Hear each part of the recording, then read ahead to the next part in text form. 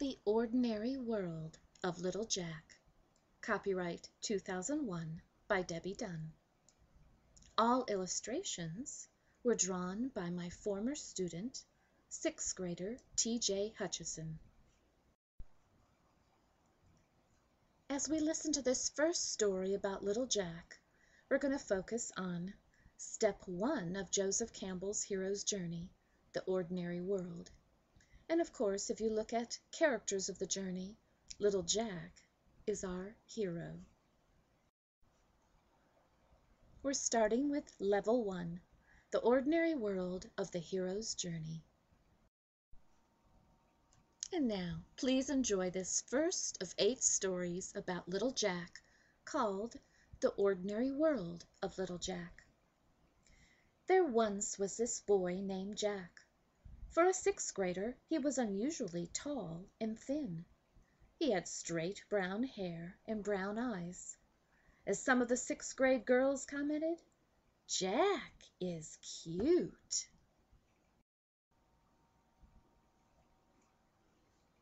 Jack lived with only his mother. His parents were divorced. Even though his father had every other weekend visitation rights, he rarely showed up for them. The good news was that Jack's dad did keep up with his child support payments. The bad news was that Jack didn't much feel like he even had a father. On the rare weekends when Jack would return from a visit with his father, his mom would ask, "Did you have a good time, Jack?" Jack would nearly always reply, "Not really." His mom would ask in concern, "How come?" Jack would kind of whine and say, "Mom, I can always talk to you. Around Dad, though, I get all shy and tongue-tied. I don't know what to talk to him about." "So what did you do, Jack?" his mother asked curiously. Jack sighed and said, "We mostly just sat around and watched TV."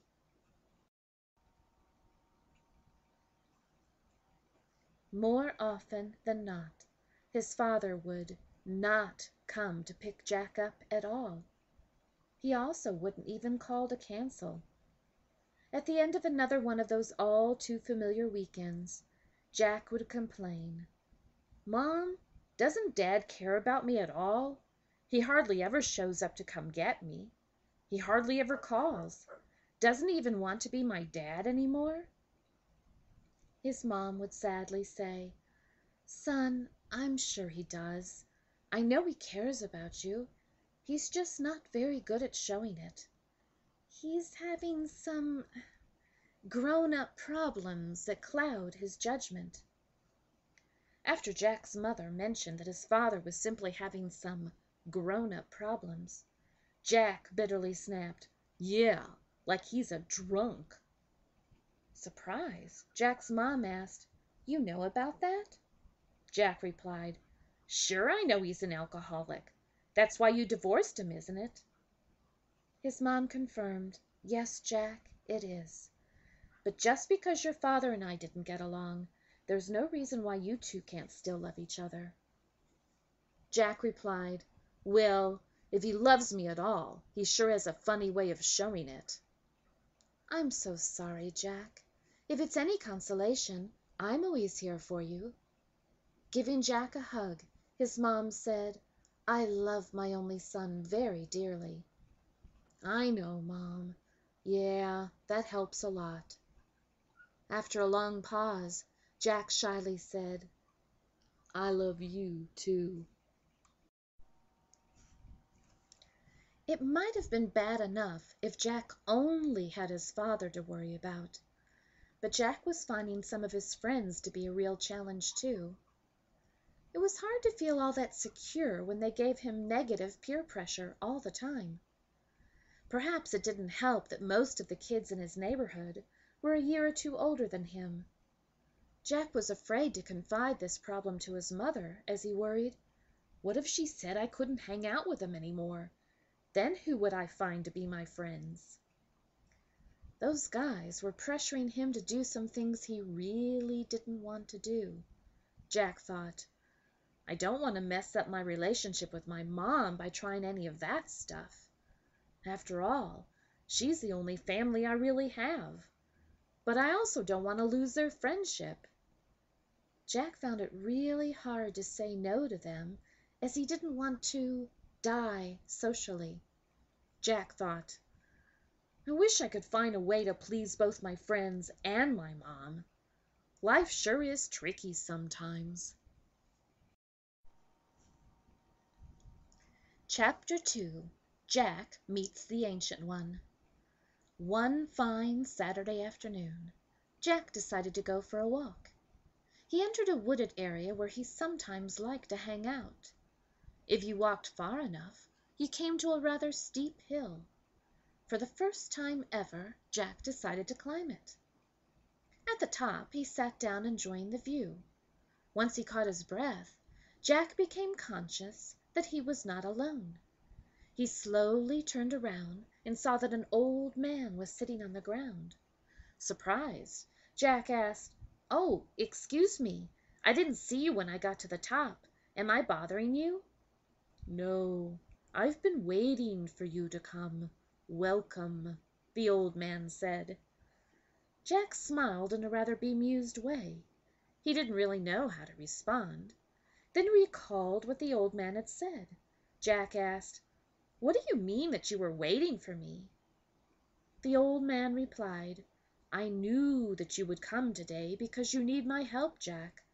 I am ready to assist you in any way I can." "Wait a minute," Jack protested. "How did you know my name? Who are you?" "I am called the Ancient One, and I have known you and your parents always. Now, what can I do for you? What's on your mind?" Jack sat quietly for a bit, thinking about what the Ancient One had said. Finally, Jack declared, "Well, this feels kind of strange. However, my gut feels that you're okay to talk to." "Well, if you say that you know my parents, then you probably know that my dad hardly ever calls or writes or comes to pick me up. That bothers me." The Ancient One said, "It sounds like that makes you feel like a victim." Jack said, "Well, yeah, kind of. It sure doesn't make me feel loved.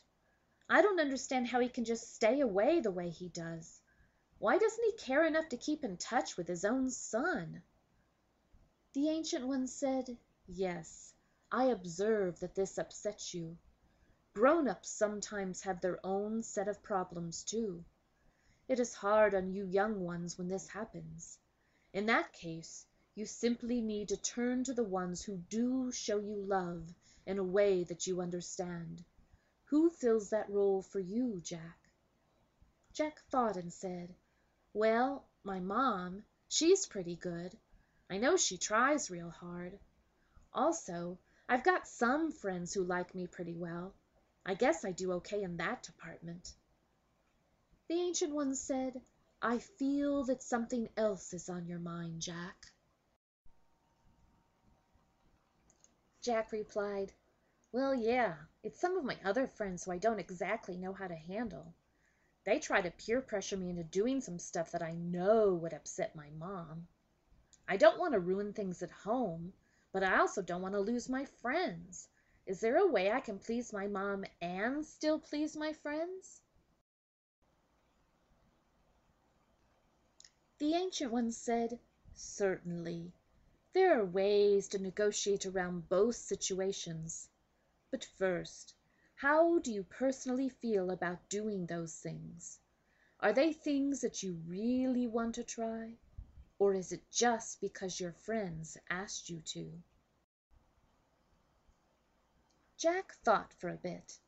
Then he said, "Well, to tell you the truth, no. I don't want to do those things. But I don't want to be called a wimp or chicken or worse names than that. I want them to like me.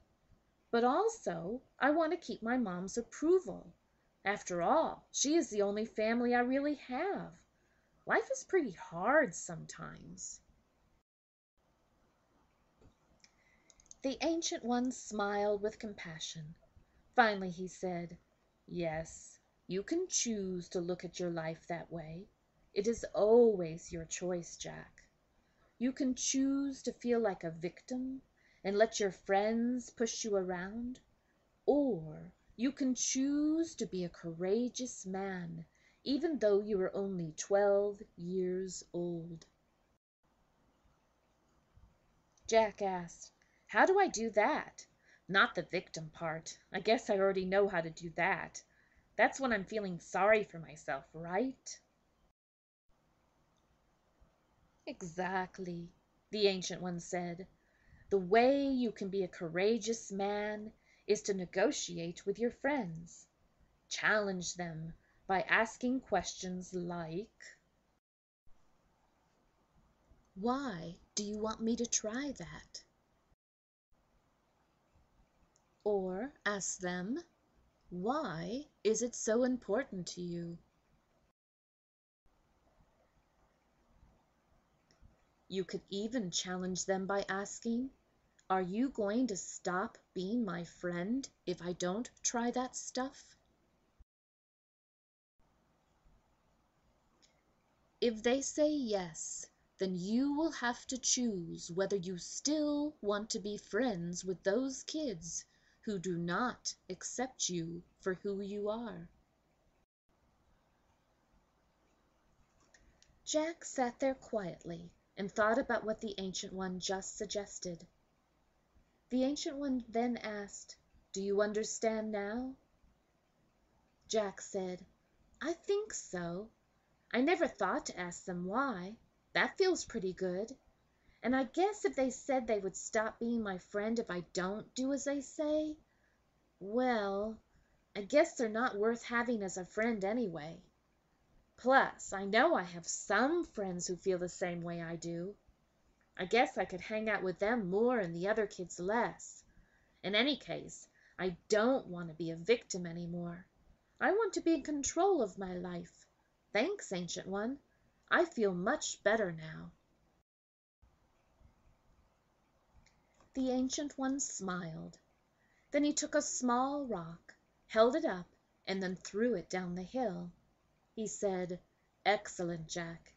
You just threw your need to be a victim away, just as I threw this rock away. That takes great courage, the kind of courage that transforms you into a hero. Remember, it is always your choice. Each moment you choose whether to be a victim or a hero. Which do you wish to be, young Jack?" Jack didn't have to think at all. He said with conviction, "Well, I want to be a hero, of course." The Ancient One said, "Excellent choice." Then the old man threw another rock. Jack watched the rock rolling and bumping its way down the hill. He expected the old man to make some other comforting remark. When he said nothing, Jack turned around to look at him, but he was gone. Jack stood up and looked all around. He said out loud, "What the?